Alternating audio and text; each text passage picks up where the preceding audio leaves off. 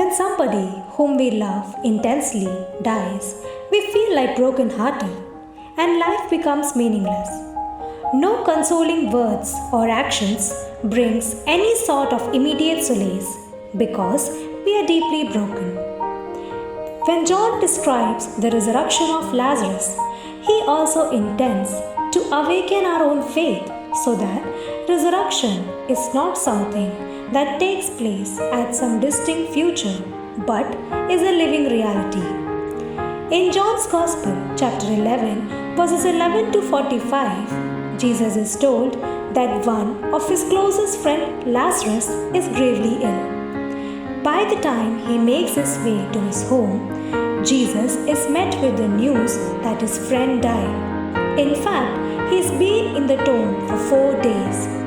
Lazarus' sister Martha meets Jesus on the road and she says to them, "If only you would be here, I know that he wouldn't have died." So Jesus tells Martha that her brother will surely rise again.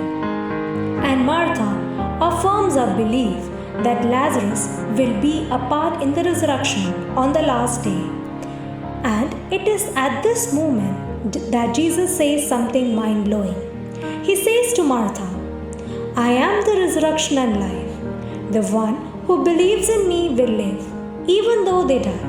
And whoever lives by believing in me will never die." And you know the story. Jesus goes to the tomb of Lazarus. This man, beyond all shadow of doubt, had died, and he orders for the stone to be rolled away. And he calls his friend out of the grave, and he comes.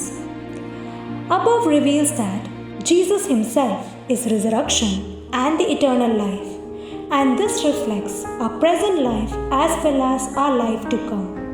So let us not escape or run away from this life, sitting in a corner with our Bibles, hiding our faces, waiting for the return of Jesus. Time ahead is tough and challenges are big, but when we live with Jesus, serving Him, our reward would be bigger.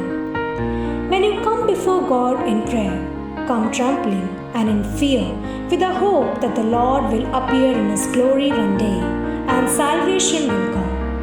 In the midst of our bitter and life-threatening experiences, we must learn to see things through faith.